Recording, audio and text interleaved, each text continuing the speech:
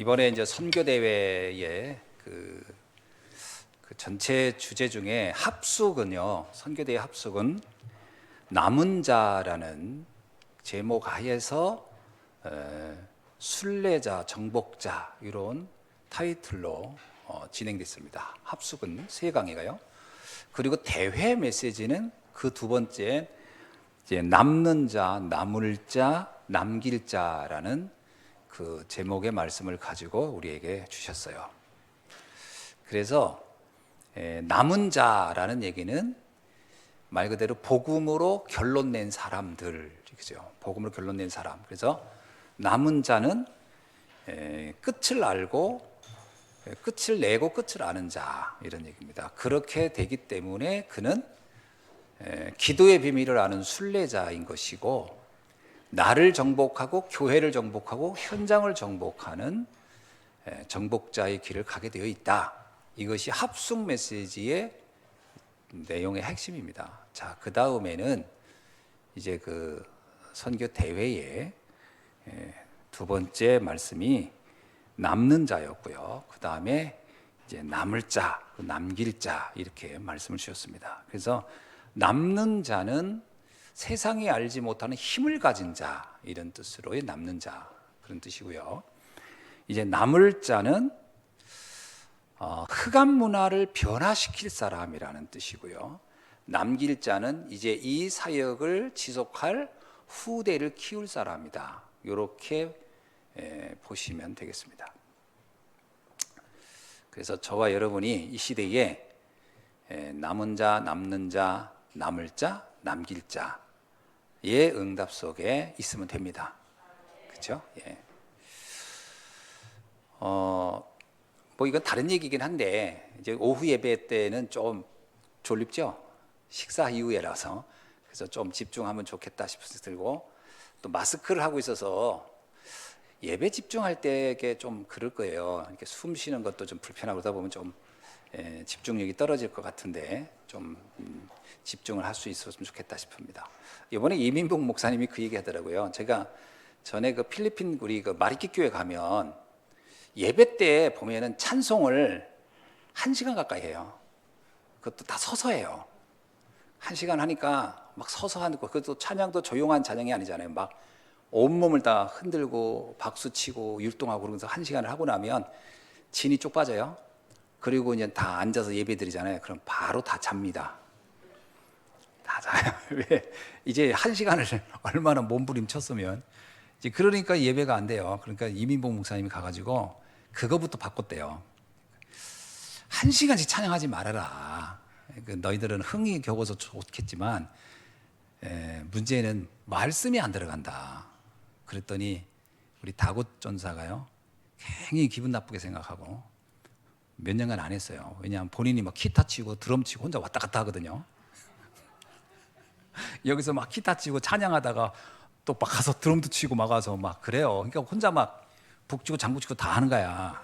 그러다 보니까 1시간 예배에 막 본인이 달아올라가지고 막 하는데 그거 하지 말라고 하니까 굉장히 서운하게 생각하고, 그러면서 한국 문화, 우리 문화 다르다. 뭐 그렇게 쭉 그동안 했었는데, 감사하게 작년부터가 완전 바뀌었대요.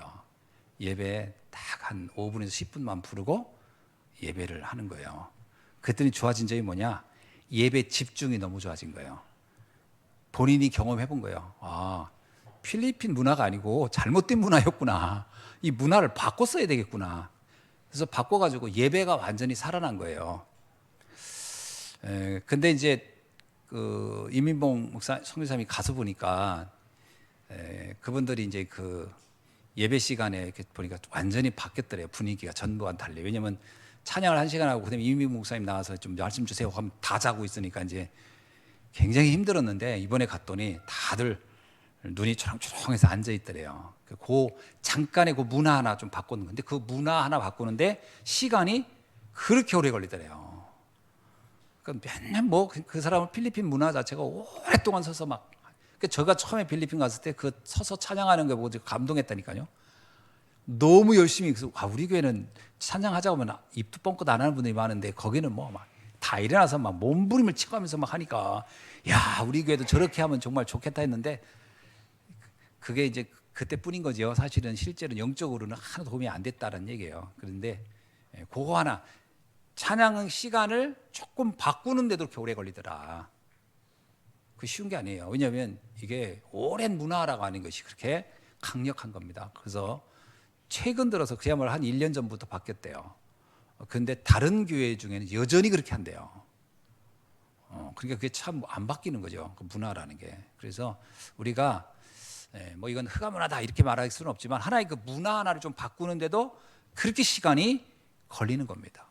그런데 하물며 우리가 흑암 문화 그거를 바꾸는데 이게 정말 이게 보통 집중하지 않으면 안 된다라는 거예요.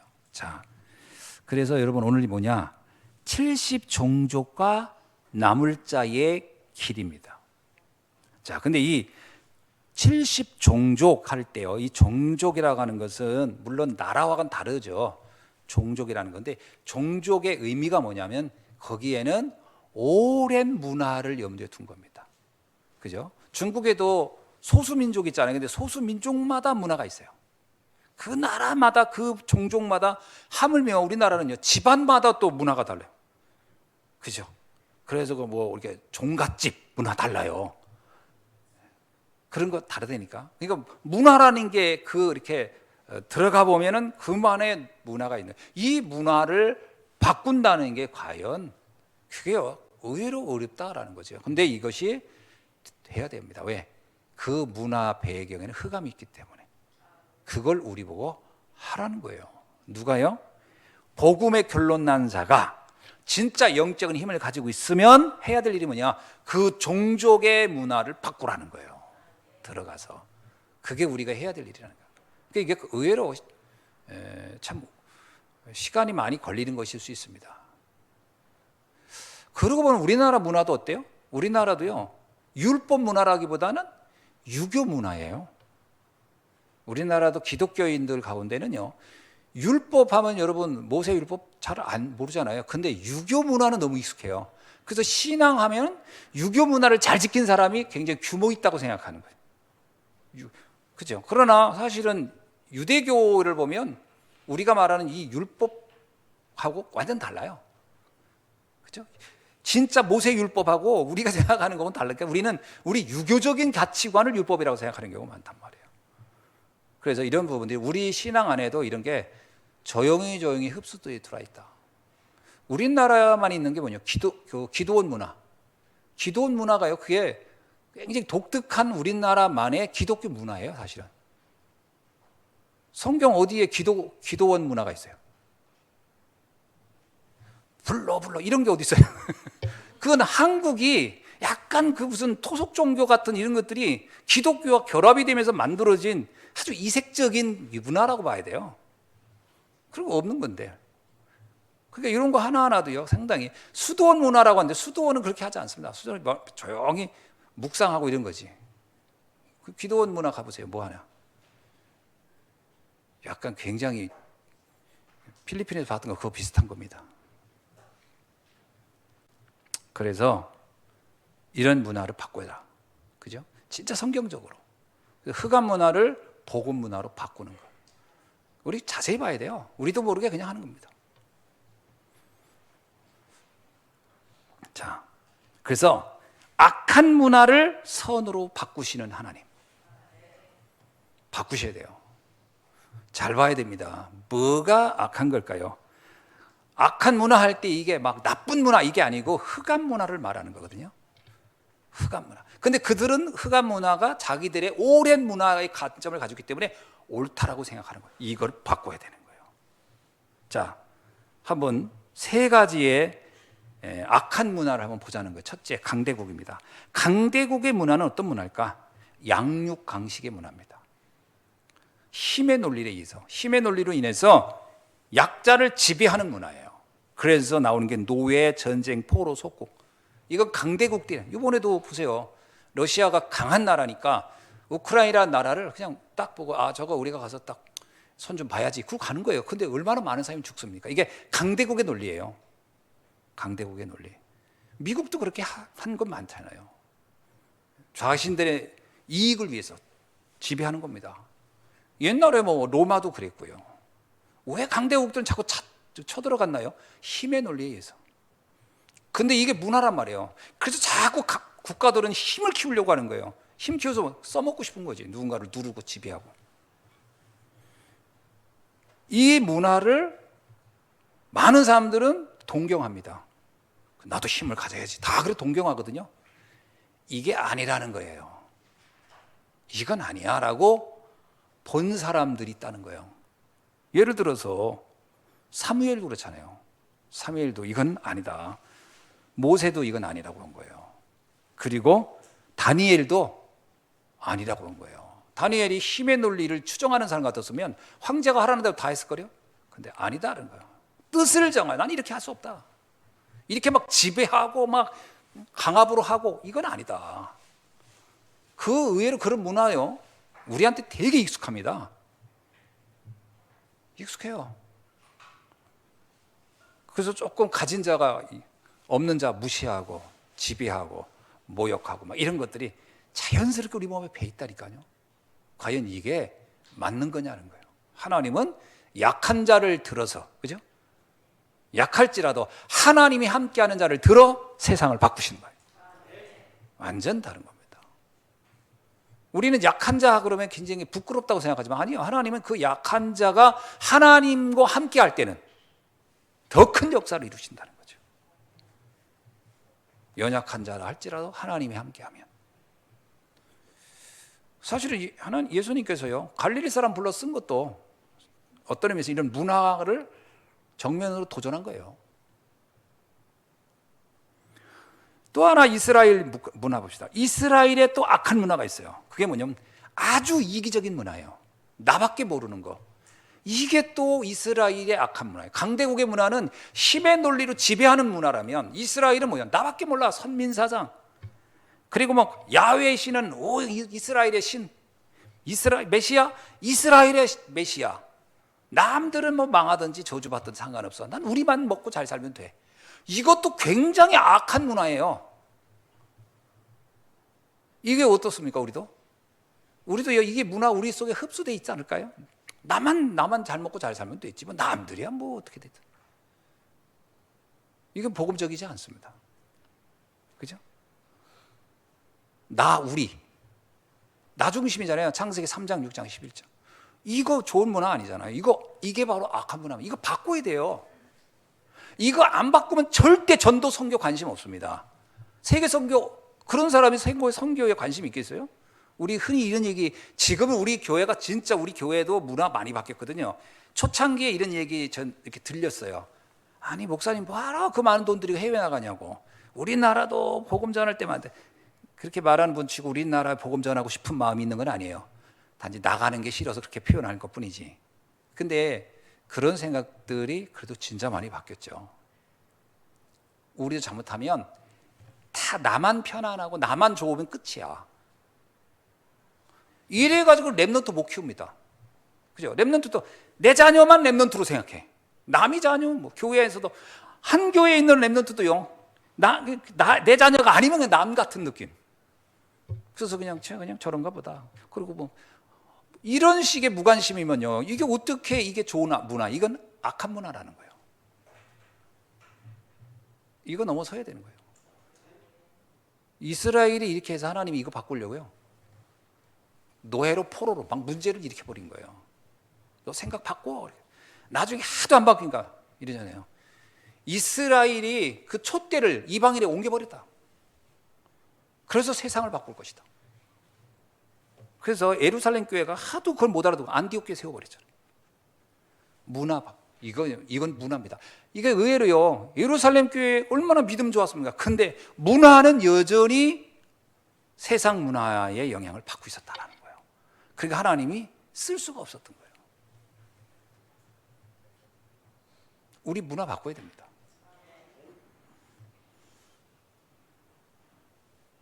그래서 강력한 양육강식이라든가 나 중심이야. 그러면 당장은 된다고 그러는 거예요.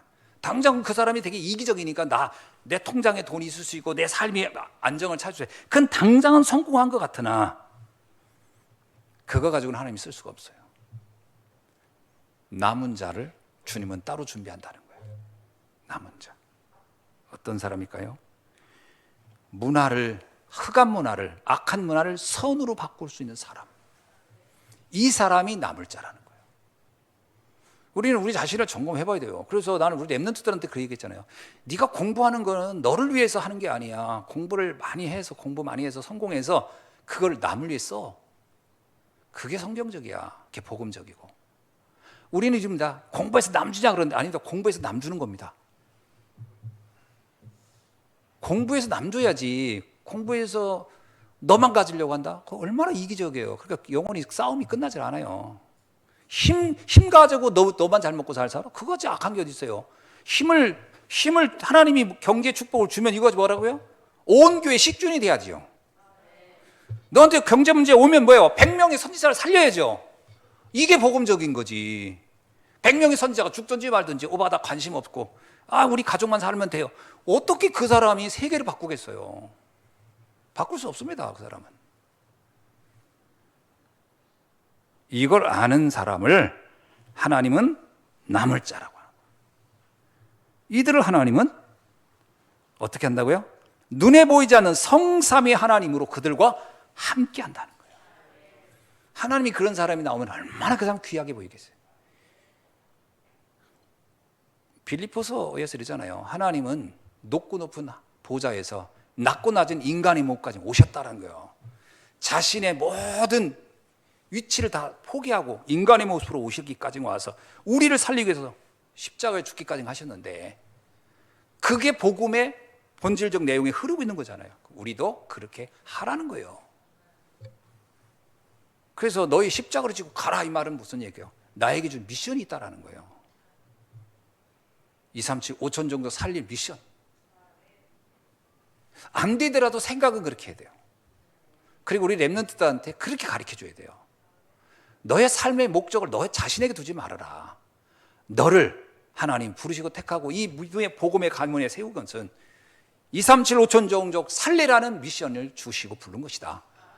네가 공부하는 거, 공부할 수밖에 없는 환경, 그건 너를 위해 쓰는 게 아니야. 그래서 너는 많은 사람을 살리는데 하나님 너를 쓰시길 원해. 이렇게 가야 됩니다. 이게 남을 자예요.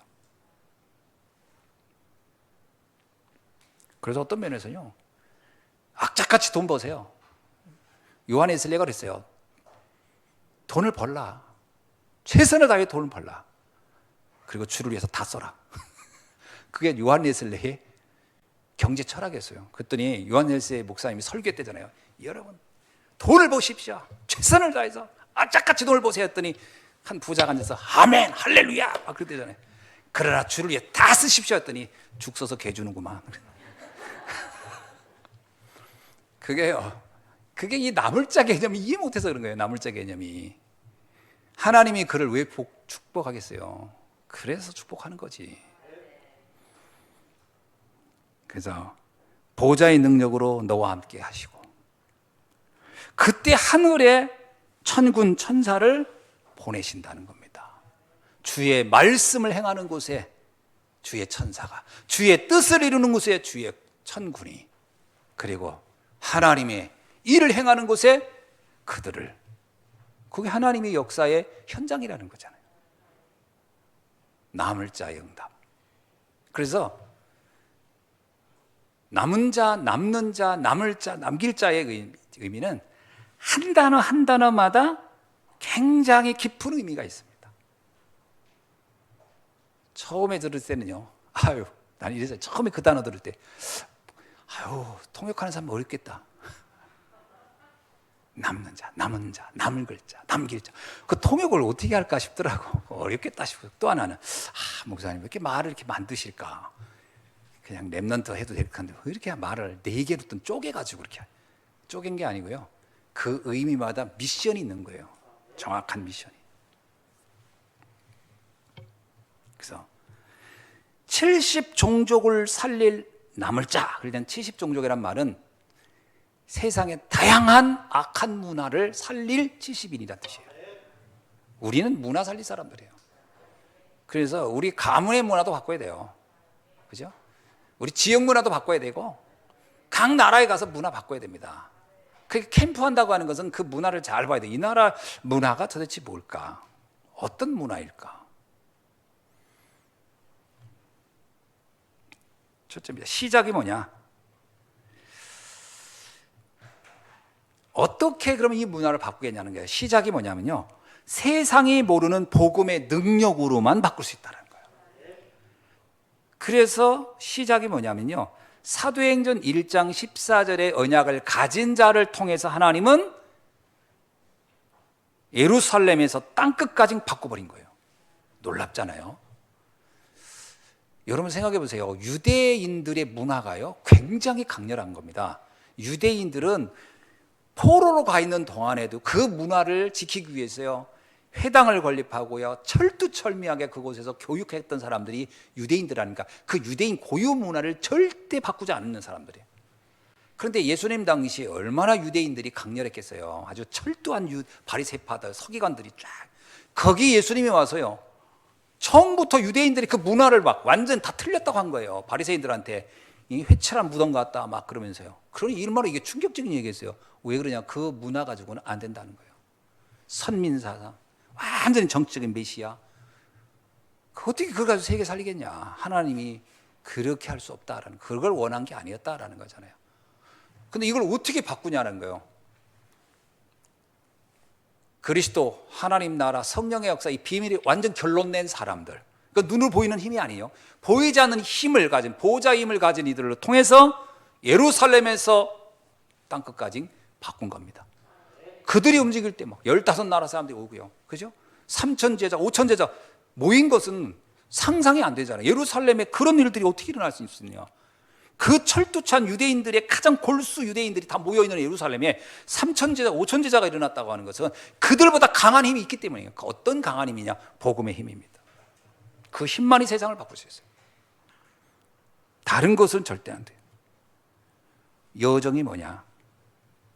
이것을 아는 사람들이 생명 걸고 도전해야 됩니다. 그때 바뀌는 거예요.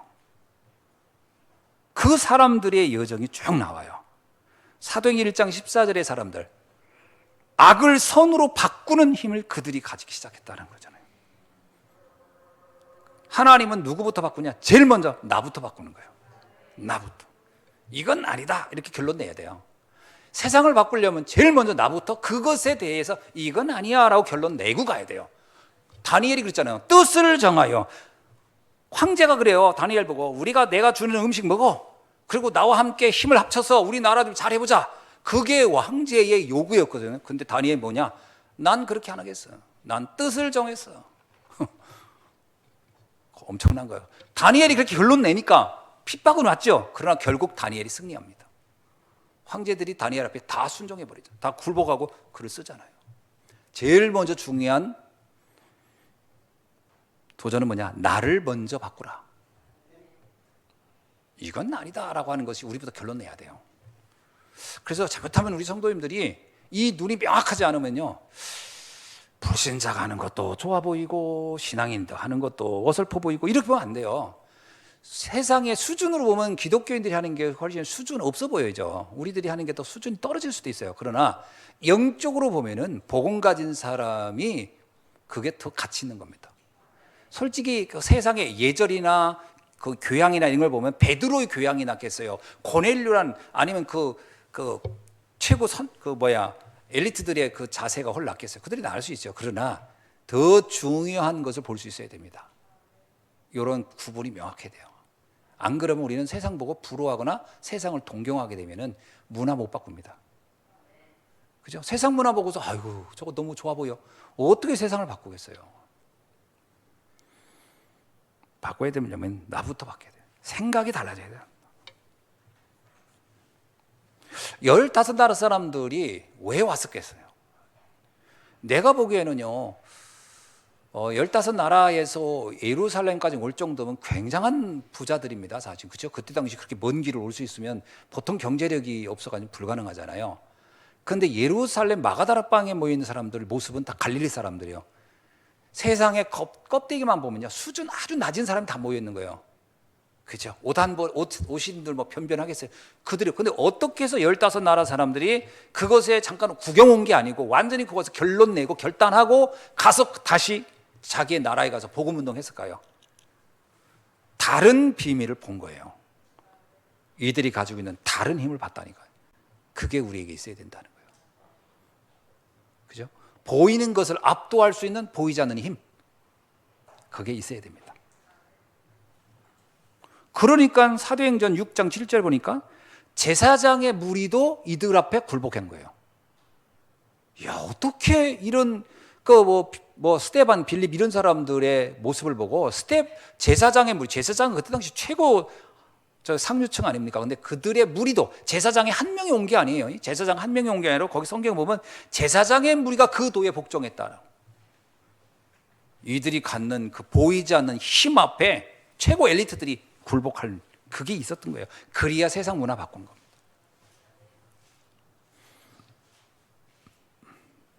세 번째 목표입니다. 그래서 궁극적으로 뭐 하자는 거냐? 재앙 막자는 거죠. 흑암 문화의 가장 마지막 결론은 재앙을 불러오기 때문에 그렇습니다. 물론 흑암 문화, 세상 문화도 세상 사는데 도움이 되고 사람들 행복하게 해줄 수 있다면요. 굳이 그걸 막겠다고 나설 필요는 없는데 왜 막아야 되냐? 이 흑암 문화는 세상에 재앙을 불러주기 때문에 그렇습니다. 일단 가끔 그런 얘기 하더라고. 교회 다니는데도 전보로 다니는 사람도 의외로 많다더라고요.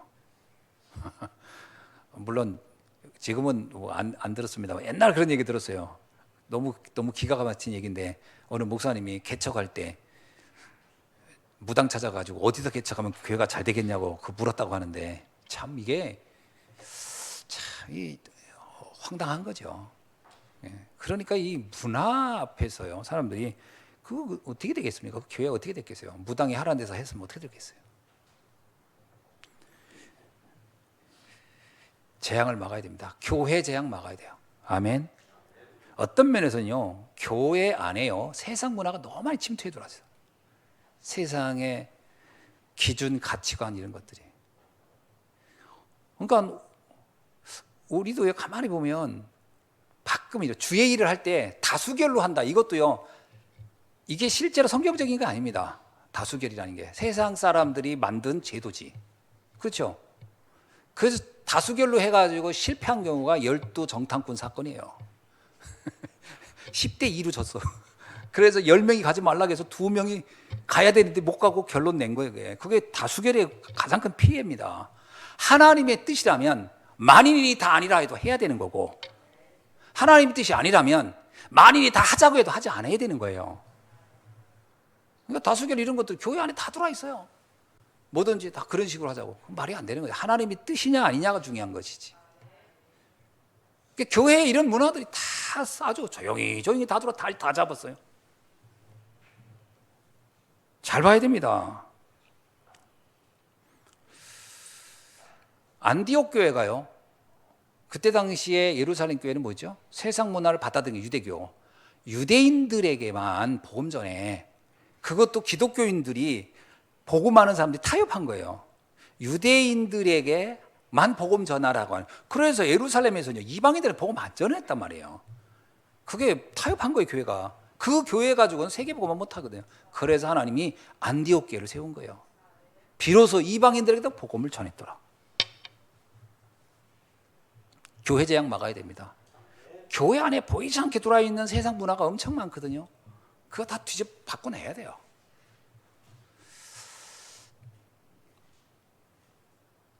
솔직히 말하면요 교회의 직분이 세상 사람들이 말하는 회사 직분하고 같이 보면 안 됩니다. 무슨 장로님이 권사보다 높고 그런 개념이 아니에요. 장로님은요 권사님보다 더 많이 헌신한다는 의미고 희생한다는 의미지 이게 무슨 지배계급 계층이 아닙니다. 이게 서열이 아니에요. 서열이. 이런 것도 세상 사람들이 만들어 놓은 그것이 흡수되어서 그런 거예요. 그래가지고 옛날에 감리교회는요 장로란 직분이 원래 없습니다. 감리교회는. 감리교라는 자체가요 감독 정치라고 해가지고 평신도는 그냥 집사 권사만 있는 거고요. 장로는 원래 없었던 거고요. 감리교회는. 근데 이렇게 보니까 장로교회 장로님들이 있어. 근데 장로님 이게 엘더 뭐 이런 거거든요. 이게 어른이라는 뜻이잖아요.